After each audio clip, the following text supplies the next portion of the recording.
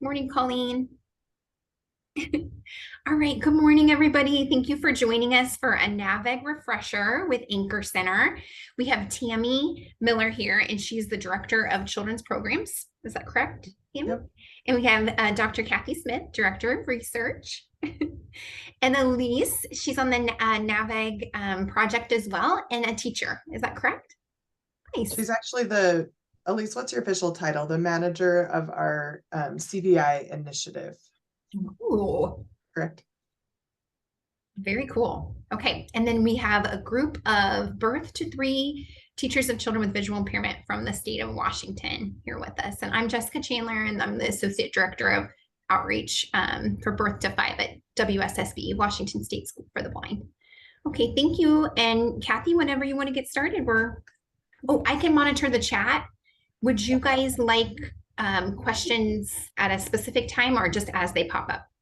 Well, as they pop up, Okay. probably. That's probably how it'll work. And I guess, so I have talked with Jessica a little bit about how some of you are concerned about your comfort level. And so the plan is, we won't be redoing the training that Tammy and Callie did when they were there.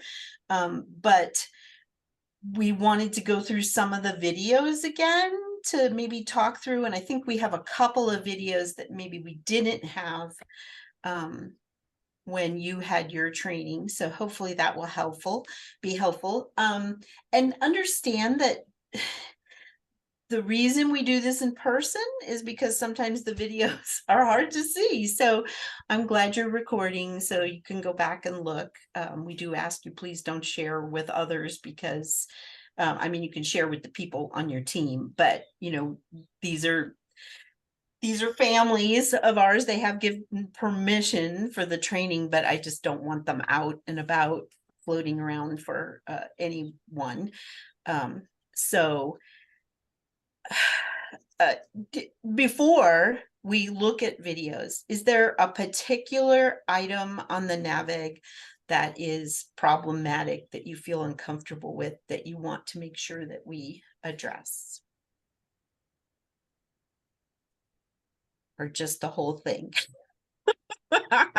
Well, I'm just going to speak for myself, just not being super comfortable with the ophthalmoscope. I mean, like, I just always feel like I'm like this fraud, like coming up to the baby, like with this thing that I don't really know how to use. So I'll just add that in there. And then, of course, we don't have a ton of kids. I mean, Lindsay and I are seeing the kids that qualify for this and doing the screening. On as many kids as appropriate, but it's just not very frequently. So I think that kind of inhibits that ability to get comfortable doing it. And Tammy, before we start, do you want to bring up what you and I talked about this morning? Yeah. So Jessica shared with us the recent survey results that you had all participated in, just talking about are you doing the NAVEG? How often are you doing it? I don't remember the wording, but like, what are your hangups, right? What are the reasons that you're maybe not doing it?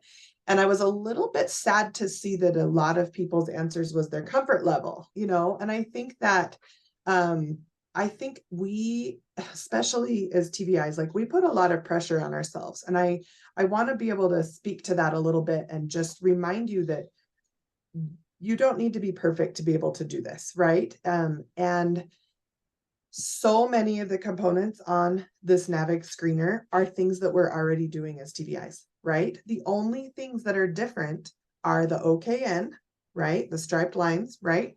And then also the ophthalmoscope. And if you're not feeling comfortable with those, that's okay. Do your best. I just have this gut feeling that the score will reflect what it needs to reflect.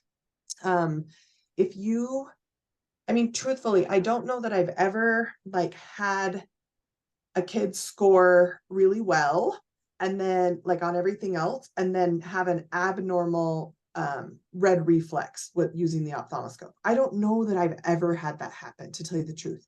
The only time I've really ever had something abnormal in on the red reflex is when I have already known that there's other things going on. If a child has severe ROP, or if a child has ONH, right? That's the only time that I've maybe ever seen something that isn't normal there, because I'm not a doctor. I'm not looking for anything more than just that quick red reflex, which, remember, we almost don't like to call it red because it's usually brown.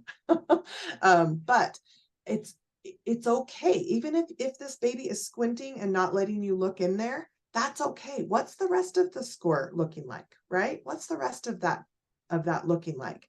And the OKN, I feel like that's probably the hardest component, just because those eye movements are so subtle, right? And when I'm doing that by myself, I'm not 100% confident that I'm seeing exactly what I'm seeing, right? Just last week, Elise and I did a NAVEG on a preemie in the hospital, and I needed Elise standing behind me to reassure me that she saw what I saw, right? And I have done this hundreds of times now. So I don't know that you're ever going to feel that 100% confidence that you might be putting that pressure on yourself to feel in order to do this screener. So that's my little pep talk to you. You can do this. And I do understand, and I hear you, Jessica, that when you're doing them few and far between, you get a little bit rusty. You don't remember all the things, but that's okay. Still try. Just try. Nothing's going to hurt, right? Nobody's going to tell you you did this wrong. You're your own boss with this. And it's just to give us an idea if this child has enough things that show us that they're at risk for having a brain-based visual impairment. Just remember, that's the point of it. It's not to diagnose. It's just to let us know there might be something else going on that this child might need to have looked at. And the numbers show that it's pretty unusual for us to have a 5 or a 6, be on the edge. Most of the kiddos, it's 0 or it's 14 or it's 12, and that's pretty clear. And if you've got a score like that, well, this is a fail. Remember, it's a screening. It's a fail or a pass, and all it tells you is, do we need to follow up with ophthalmological care? Do we need to follow up with services? And I would guess if you're doing it on kiddos who've been referred, you're going to see more kiddos with problem, because you already know there's a problem, right? So that depends. It depends on that too. So in some states we're working where they're trying to do everybody. So in Utah, they're looking at everybody who comes out of the NICU, and their numbers are going to look different because their kids are not already identified with a concern. So let's look at some videos. I don't think we had Isabel for pupillary reflex last time, so let's start with that. Oh, yeah, we don't need sound. So if let's see if I can do, where's my slideshow? Play from start. Yeah. No, I want to enable media. Okay. Don't be doing that to me. Okay. So let's stop and go back. So this is Isabel. Isabel is our development director's little girl.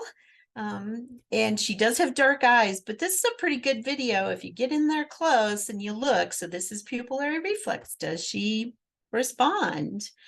And we're using, she's in the eye clinic. So this is the ophthalmoscope light feature, because we have the fancy one and you probably won't have this, but you can use, you can use a flashlight. You should be doing this anyway. Elise and I used a phone in the hospital last week. Yeah, you can use the phone for sure. So I remember when I first started using my phone on functionals, that was such a crazy thing. Okay, so let's see if I can bring this back to the beginning and start again. So watch close, look at that pupil.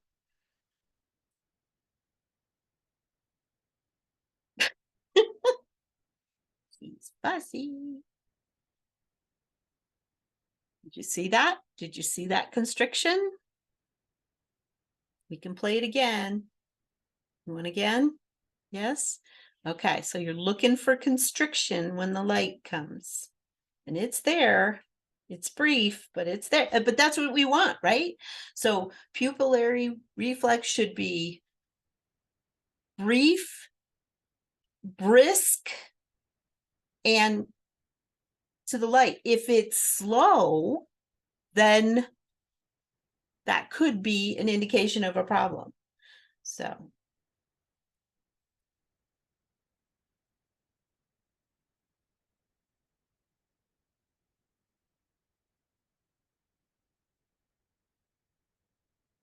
see? So it's not huge, but it's there. And you have to get used to looking to that. And I would think that you guys would be doing that anyway. So it shouldn't be. Does anybody have a question about this, or you want to see it one more time? Or are we good? So, talk about technique. We don't want to shine the light in their eye right in front of their face. You come from the side. So it's here, and you come in and see if it responds. And then you go to the other side and you come in. What's happening here that we don't recommend? What does this baby have? Pacifier. Yeah, because it can be distracting, but The pacifier is okay for this particular item, but probably not the rest. Maybe the pupillary, maybe the red reflex also. That's not something that we're expecting the baby to, perform or anything like that. And maybe even a blink reflex maybe would be okay there, but otherwise no passies. I'm trying to remember. So this is Reed, who is actually our speech therapist's grandson. And he's our youngest. Well, that's not true. I guess we have Lillian now, but I haven't edited Lillian yet. So Reed's our youngest. What was he? 3 months, Tammy? I think 3 months. Yeah. I think so. Yeah. So he's our littlest one. Doesn't have great head control yet. They're doing him in the basket. We got the ultimate setup here. So we got mom videoing. So Tammy doesn't have to deal with that. And Tammy's doing the testing. I think this is fixation or pursuit. One of them. We'll find out. Let's find out. What are we doing here, Reed? Oh, look at that. Up, lovely. Or is that a vertical pursuit? And then eye contact with me.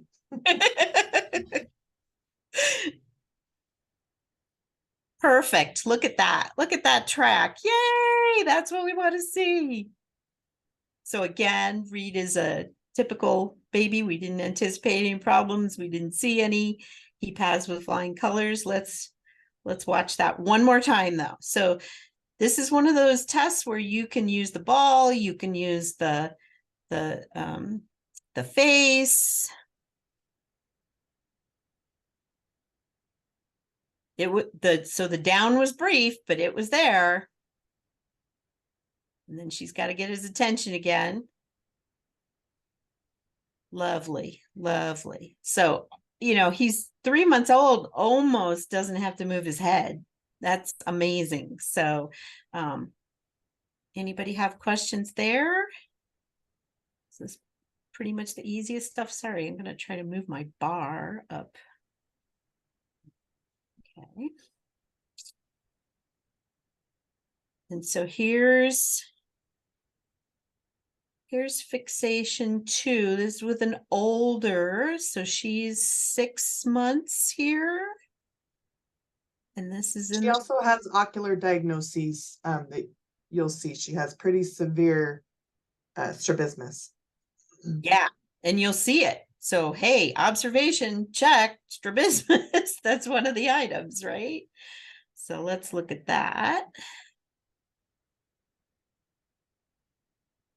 but great fixation. Look, she's reaching, she's looking, she's smiling. So that's all we need. We just need them to look at, you can look at your face, you can look at the hiding Heidi face, you can look at the ball. Those are the things that we're looking for with fixation. And question is, how long should the fixation last? It can be brief. If there's, if this baby is focusing on anything that's presented or that's there, that's fixation. That's something I had to ask those questions too. In our early training with Dr. King, I was like, what if it's just quick and then they look away? He's like, did they look at you? Yes, then that's fixation. Or did they look at the ball? Yes, then that's fixation. well, and what is Tammy doing here that we kind of don't want you to do, that she had to learn?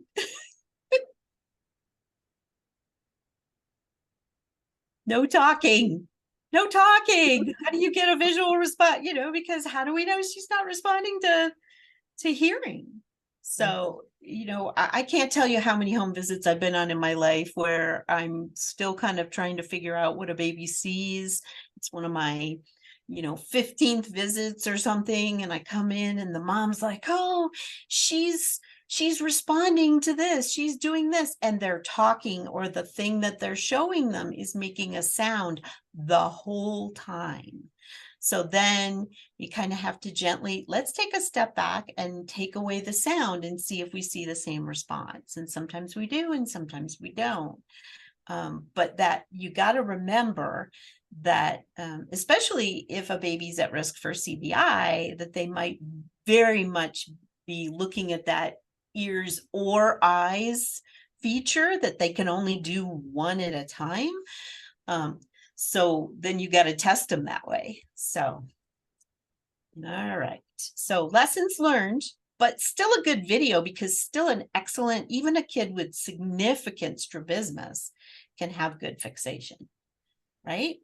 So now here's the saccades, which are a little different. So saccades is another name for that shifting gaze. Can you go from one to another? It has a little different meaning when kids are older and they're reading, but for our case, it's this. Lacrosse balls. Oh, we're going to talk. So I'm holding these up and we are testing her saccades. We're wondering if she can look from one object to the other. We're going to, first of all, let her find one of them. Okay. Put her back a little bit short, you think. So we got one. Oh, There's my naughty wiggle. Don't do that. We go. We go. She's got. and good see, then that second time saccades. she did it without the wiggle. So we give it to her, right? But why do we not want to wiggle? Just the movement, like is movement necessary, and you take that piece out. Right. Okay. No, go ahead. You go ahead. This is for you, not me. Well, I just had a quick question. Are we always presenting both stationary? Are we ever presenting one and then? That's usually how I do it. Okay. I do one and make sure that they're looking at it, and then I bring the other one in. And so in this case, I actually wasn't looking up right when the video started, so I don't remember if I had them both there right at the Okay. beginning. I'm not sure. You can do it either way. You know, when you bring one in, you also have to wonder if that movement is what helped, but that's okay too, if it's just that movement. But I don't know, I would maybe double check it, you know, and just do it again and make sure that it isn't just that side swipe movement that maybe elicited. But even if it did, they are still showing that they can look from one object to the other. So even if it is with movement, even if you made it easier for them, they are showing you that they have good saccades, right? That they are able to look from one object to the other. Right. So that second part there, she clearly looked up at the one in Tammy's left hand, and then she without movement or any kind of stimuli looked over to the other one. So she had given her a little bit of time. These videos are early days too, so we're still learning for sure. And we know better now, but I think it's still a good video to show you because we can talk about these are the things you shouldn't do. And poor Tammy has to be that guinea pig. That's all right. No pride here. But so the other thing to think about is, and I always tell people, think about your Jurassic Park movie, where remember where they're out in the forest and it's dark and the dinosaurs out there and they're super close and the guy's telling them don't move and they won't see you. Well, what does that mean? Well, because that turtle brain, that very low internal processing is triggered by movement. So we call it the turtle brain or any kind of because reptiles, baby birds, when the hawk's flying over, they don't move anymore because they know that predator can't see them if they don't move. So I think any baby, regardless of how little vision they have, if they have any vision at all, is going to react to movement. And that's why we don't do that. But I think that Jurassic Park thing is something that families can remember. So you can use that story as like, just think about if you're not moving, it's not going to stimulate that part of their brain. And that might be the only part of their brain that's functioning. So you don't know. Okay, where are we? We're into perceptual. Okay, so this is read again, right? Contrast sensitivity, looking at the hiding Heidi. So here's the hard part about the videos. Oh, is there something in the chat or is that just the one that you already asked? Yeah, I see a 1 up there. It's the same question. Okay. So here's the hard part about the videos. How do we show, this is why we need to do it in person. How do we show you what side the hiding Heidi's on and show you the baby's face and how they're reacting? So I think this is Tammy's attempt to show us that the hiding Heidi's on the left for him. So now we're going to look at Reed and how he responds. Okay.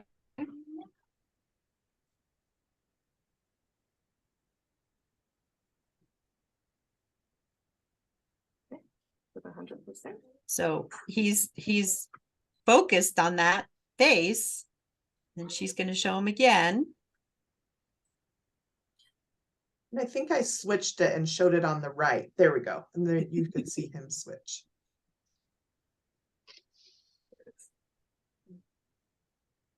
Let's watch again, but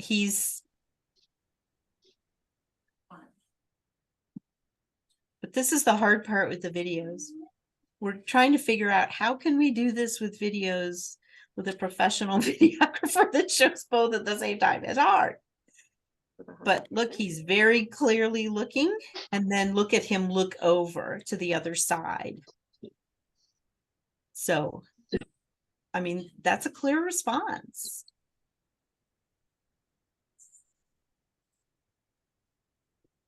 Real quick question. Yeah. Since we can't really see Tammy, my memory from doing this, and then also just from using Heidi for many, many years, is we have the white over the face, and then you're coming out, whether it's in you know, whatever position. Is that correct? Yes. Okay. I have to talk to And you're Jenny using them both you're moving them both the same? Yeah. Yes. Yes. Okay. And being careful not to have sound between the cards. Okay. I will connect with Jenny Remus from Ohio next week. She was trying to tell me, you know, some other way. And so I was like, I'm going to need a demo. I can't understand what this is over the phone, but that's the way I've been doing it. I'm trying to remember when we were there doing the training with them, this did come up, and I'm trying to remember what the conversation was. I'm blanking out on that, but I do remember it coming up. I'll follow up because Okay, I was very curious because she mentioned it and I thought, wait, that's how I do it. So yeah, there was something. Oh gosh, I'm sorry. I can't remember. Yeah, I don't remember. This was a topic. Okay. Yes, it was. And are you going to be there next week at IKEA? Yes. And Yay, Jenny. we'll see And you. Jenny. We'll be there too. We can all talk together. I'll throw my hiding Heidi in Your my suitcase. bag and we'll make Jenny show us. Perfect. That sounds great. But, you know, I mean, I think, We've got it. yeah, it's not, oh, is there another question? Oh, yep. Sorry about that. Oh, yep. 100% and the 25%. That's correct, Hannah. Yes, so if they get the 100%, then you go to the 25%. And if they get only the 100%, it's a 1. If they get all the way down to 25%, it's a 0. Right? If they don't get either of those, it's a 2. Okay. All right, so here's another, and this is an older child. This is a child with significant, he's got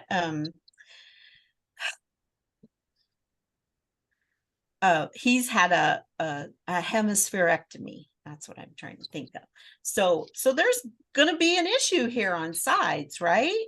And so that's why it's a great video. But he has also got CVI. So let's look at what his NAVEG looks like.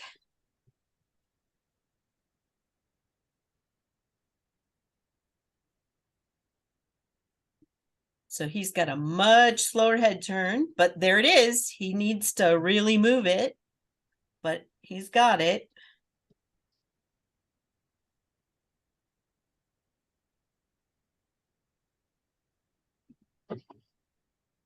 And that side is right away. So for the right,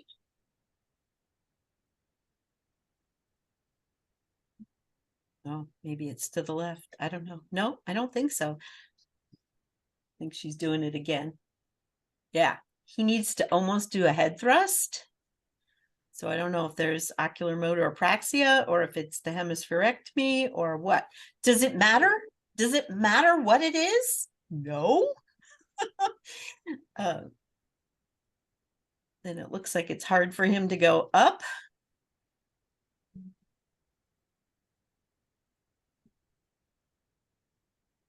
There. But look, he can do it. He can do it. You just have to give him more time.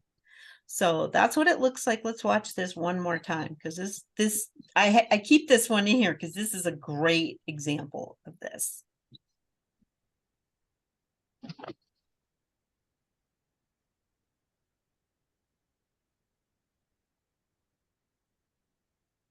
So it's slow, but it's there.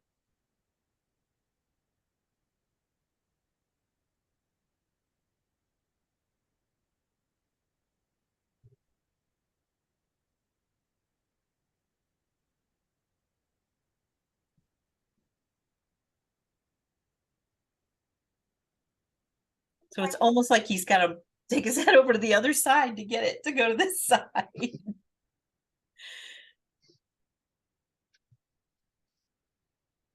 Now let's look at the vertical. Again, how do we video this?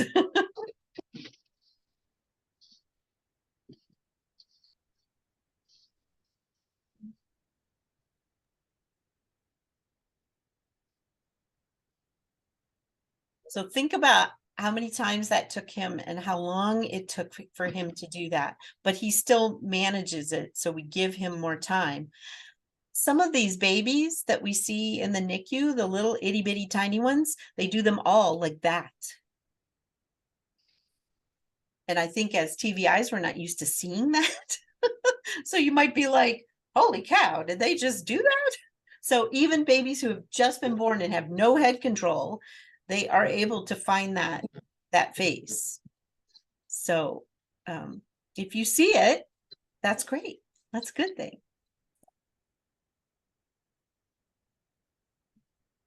All right, so here's the teller. I think we have Leah paddles with Reed, but let's see what this little guy does with the teller, because you can do either.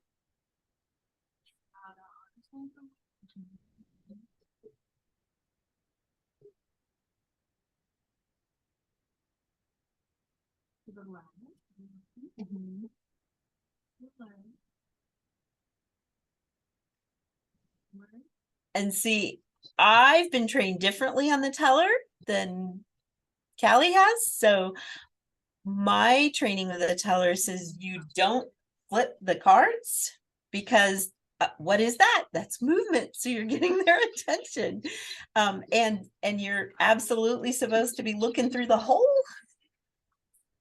So the tellers are problematic because there's a standardized, structured way to do it. That's why we kind of feel more, and obviously they're outrageously expensive. So they're not very functional. It's like, too bad you can't just order, 5 270 cards, right? One thing If that we could do that, that would be great. this has come up in a lot of discussions about, the way that we're using this card in this manner. And like, I think that we all agree that like, holding it the right way, looking only through the hole is the right way if you're really looking for the acuity. But since we're just seeing if they can see that square with the striped lines, in this case, we do it a lot more casually for this. But if you're doing these things as part of an FVA, then you might want to do it the right way so that you don't have to do things twice. And same thing as when we were talking about saccades earlier, that movement piece, and also if you're testing fields, when we're testing fields, wanting to know if a child can see something on the right when they're not already looking that direction, right? Like we as TVIs, we do wiggle, we do use flashlights, we do all these things. So you can do that at the same time. Just make sure if you're scoring the NAVEG that you're scoring it without those extra things, right? And if you're, if you're using these teller cards as part of an FVA and doing a NAVEG at the same time, just realize that you can be a little bit more casual for this scoring on this. Right. Yeah. So think about that. What is the purpose? So this is the thing that's hard for TVIs to let go. Like, we want to do anything to get that baby to see this thing, right? So we're going to move things. We're going to spin the cards. We're going to twist, when we're doing an FVA, when we're trying to get them to do to reach for a toy, to meet a goal, the point is that we want to know what's the threshold, what can we do to adapt the environment so that they can do it. This is not that. This is, we're looking at specific skills that they should be able to do at a specific age. And if they can't do it, then it's a 2. Right? So don't get caught up in what can I do to change, well, maybe if I put a black thing behind me, they'll be able to see the lacrosse balls. Well, yeah, but that doesn't work. That's not necessary for the screening. You can do that later. So if they don't respond to the lacrosse balls and you can't get them to do the visual field test, when you come back and you're doing strategies to get them to do that, you can put the black thing behind you, or you can wear the black t-shirt. Absolutely. Go for it. But this is not about adapting the environment. This is about doing it this way to see if they can do it. It's a hard thing for a TVI to do, I think. Speaking of, let's do visual fields here with, why can I not remember her name? Felicity. Felicity, yes. I'm like, she has a very unusual name. Why can't I think of her name? Yes. Okay. So now. So there she is. She's talking again. She's talking us through it. So I'm going to wait till she has central fixation, and then I'm going to see if she can see. There's one of her. This is before I knew not to wiggle. Now, we think that movement is different than actually static. So let's see what about static. Okay, I'll do that side again. And I also have a little bit of coaching here from Dr. King behind me, and then we talked about it later, and we actually present this a little bit differently now. So Kathy, I'm wondering if we actually want to continue to have this particular video in there. Okay. So what I've got here where I'm having her look centrally and then I'm having her look to the, you know, to the different fields. We now do that differently and we only present something in the field. And so the purpose of having that ball centrally is just to make sure she's not already looking on that right or left or upper or lower field, but we can see that with our eyes. So a better way is to probably not have that central ball there like we had in that video. That was a big discussion after that, but we kind of changed the way that we do that. All right, I'm making a note that I have to Okay. take that out. I will. So here's Reed. You're doing it with Reed here. And we have two different videos because initially Reed was not getting the right side and then she came back and he got it. So it's a great example of what it shouldn't look like and what it should look like, I think.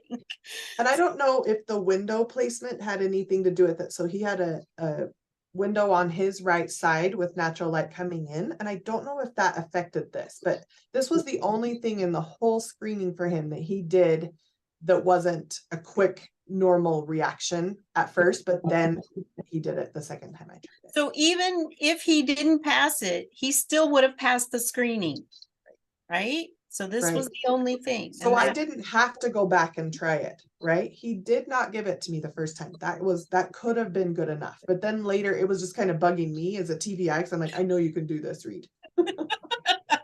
So she got them together and then she pulls it apart. Oh, right away on that left side, right away.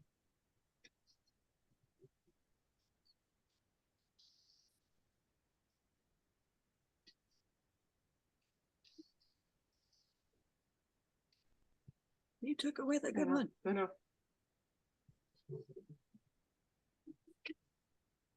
No, nothing. Nothing. That's what nothing looks like. Great central fixation though. Yes, yes. What's their first foot? All right, let's look at this one. I hope you can see. Move your, I can't see it because I have my pictures. Here we go. Okay. Well, there it is. So see, she did it right away and he did it immediately. So, and you can do that. You can go back and try again if they don't get it. It's okay. You don't, I mean, how many times do you try? What did we decide? 3? Yeah, like it depends on the component. You know, for this one, I only went back and retried because he had given me a perfect score for everything else. So I kind of just wanted to tease out to make sure he didn't have a problem on that right side, right? But otherwise, you know, if you're having to try some of these components over and over and over again, don't give them the benefit of a doubt. They did not get it, right? And that's okay to score that. That's the point of the screening. Yeah. Do we want to see this again? I have a quick question. Yeah. I was just a little confused by the tweaking that you guys did. Are we still using 2 balls? You can. So you Okay. can do it this way that it shows in the videos, right? Where you're having them for sure give central fixation at one thing and then bring in the other. Okay. So what if you do it that way, realize you can also score saccades at the same time, right? Okay. So but if we're only looking at fields, what I personally like to do most of the time, and especially in the hospital with our preemies, is I just make sure they're kind of looking toward me and then I bring something in on Okay. the right or bring something in just to present it in the fields. Because I've wondered a few times if presenting 2 of the same thing is asking too much of them, if that makes sense. Yeah. Because it's really, I'm not asking them for saccades, I'm just asking them for fields at this point, Sure. right? But if Yeah. they do it that way, great, then you can also give them saccades. Does that answer your question? It does. Thank you, Tammy. Thanks. And I think you should think about what do you do with older kids for your field testing, right? So how do you, and I think this is the joy of the NAVEG, right? So it makes us better doing these tasks for all FEAs. So if you can do it for the NAVEG and get consistent responses, then you can do it for anything. So it makes me think about when I do an FEA and I'm doing it on a 4-year-old, am I being precise in checking you know, sometimes we go super fast and maybe that kid can't do that super fast. So it may slow you down and just be more precise. So let me know, does anybody want to see this again? Raise your hand. I can't see all of you, so either raise your hand or speak up. I'm personally okay, but Okay. I don't know. I don't want to speak for everyone. Yeah, I just don't want to rush people through. So, okay. So here we go. And I think this is a pretty good video, actually. So we're gonna go with Felicity again with the OKN. But again, it's hard to see which way is it going. So I think you'll probably be talking us through. And she's starting to lose it here. Will give us signs of nystagmus. This is when we want to see it. You like that, huh? There we go. And there it is. Did you see it? Don't close your eyes. Don't blink, because there it was. Her right and Yeah. direction to her left. I'll play this again for sure. She's definitely got it. It's a little bit intermittent, a little bit slow. Now I will test vertically going downward.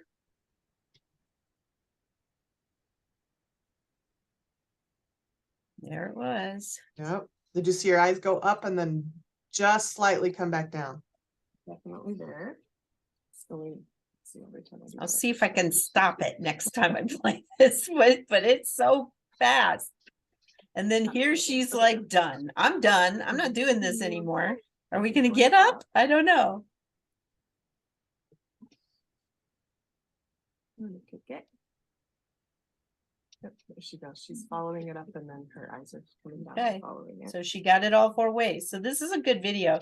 But it's subtle and there's no doubt. Like I wish, so I couldn't come to your training is the only one that I couldn't come to.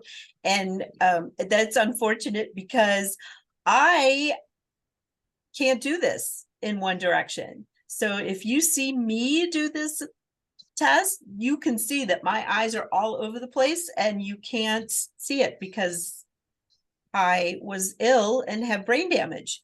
So it doesn't affect my daily vision, but in one way I can do it just fine. I think it's up and down that I can't do. I can't even remember, but it's very clear and it's very consistent.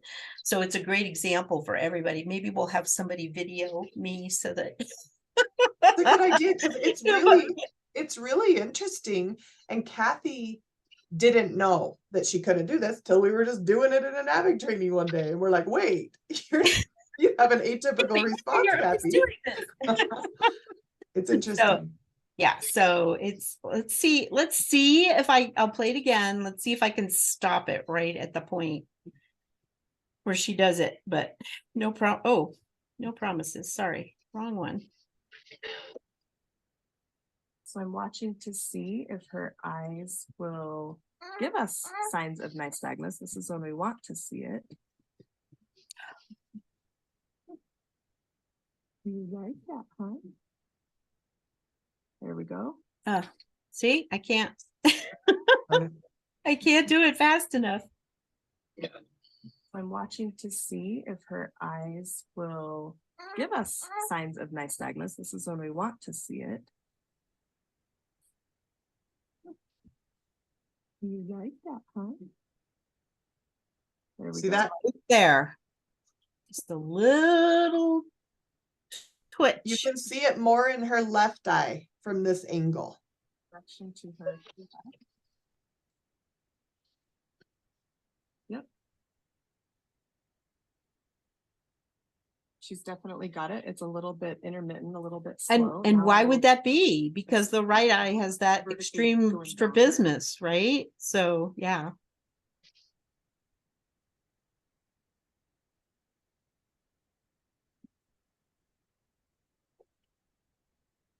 definitely there. There, So just we- a blip. And now we know that we do the up first Okay, because, you know, it keeps them alert. going up. If it's a young baby, then it wakes them up to do the up first because it makes their eyes open a little bit more. There she goes. There, She's following that up was and then brief I- too, but it was there. Okay. I think I don't have Hazel. I do have Ezra. So how are we feeling? Is this helping? You're all very quiet. It's helping. I like it. Thank you. Okay. Yes, Okay. I want to echo that, like very much so. Okay. Any questions with scoring? Anything confusing anybody there? I feel really good about the scoring personally. Okay, good. We have a different cultures within the different groups that we train. It's really interesting. And I remember your group picked up on the scoring so easily, so fast. And I don't know if we explained it better, different, or if you guys are just kind of savvier with those types of things. We're just savvy. Usually, Yeah. you must be just really Awesome. savvy. We didn't spend as much time or confusion on the scoring with your group as we have with other groups. So I have felt confident with all of you since then. I feel like you really got you understood when to score a 1. You know, it's because there's different times that you score 1. Sometimes it's if one eye does something, and sometimes it's if they do one of the 3 things we're hoping or whatever, right? It's very different, but I think you guys are okay with that.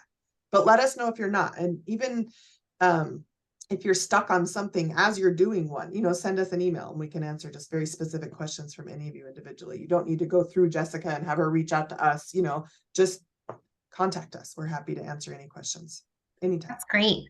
Thank you so much, Tammy. And thank you so much, Kathy, too. Elise, I think just knowing that, you know, you guys are available, and I'm thinking I just need a little video of you, Tammy, to put on a QR code. I'm going to try to get everybody an ophthalmoscope. And we'll put a video of you on that, like attached to that QR code that says like, you can do it. Yes. You can do this, people. You can. Like our own private pep You talk. don't have to be a doctor. You know, I think doctors are like, oh, well, I'm a doctor. I'm the only one who can do this. And you know what? That is not true. So, in fact, you may have more experience.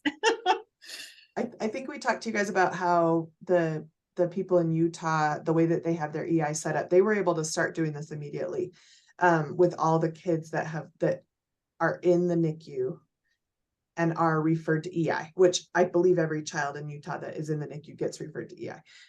So I remember hearing from some of their EI TVIs about how scary it was to get started. They just had to get started because that's just the way, that was the expectation.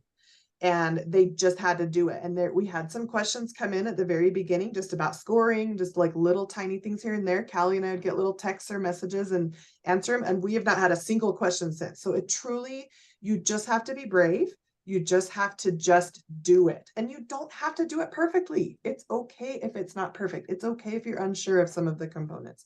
That's okay. Just see what score you get. Just see what happens. And you can do it on your nieces and nephews or your children, you know, think about it. Think about when you were in school and you were doing an FEA. I'm going through this right now. I have a class of pre-TVIs in Utah, and they're like, we can't do this. We can't do this. And I keep saying, you can.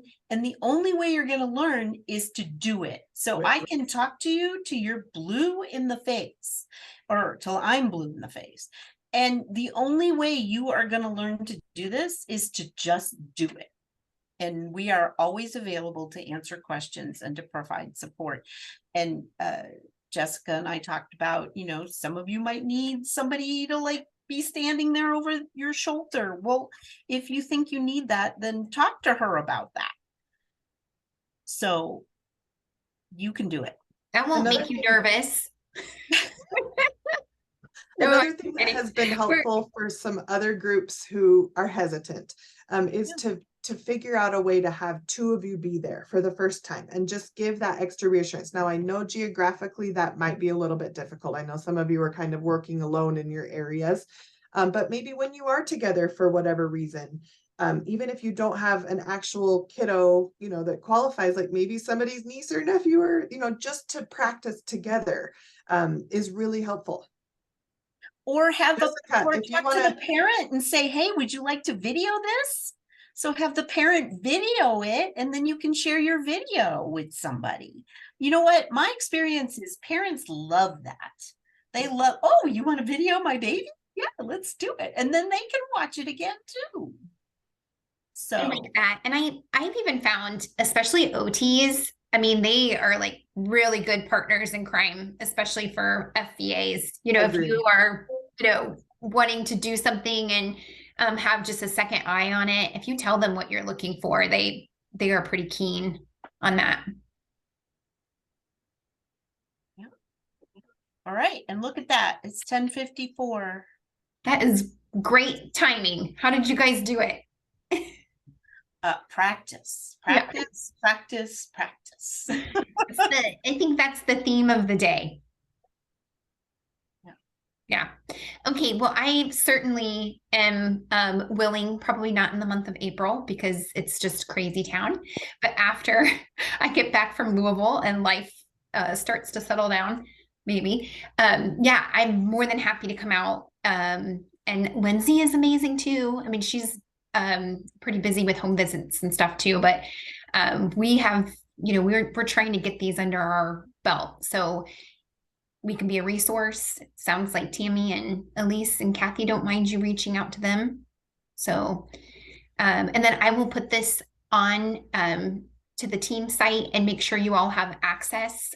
So there's a NAVEG folder on there already. Hannah reached out yesterday. I had given everybody access to the folder, but every single file in the folder needed permission as well. So since then, Kayla has given everybody on our team, our PLC team, access. So if there were even other things on there, just get on there and browse and see if anything might be helpful. And the Washington letter is on there too for you to provide with the score sheet that the family can take to the doctor. Right. Well, thanks everybody. I hope your week wraps up nicely. And I hope that our Colorado friends send some of that beautiful weather our way.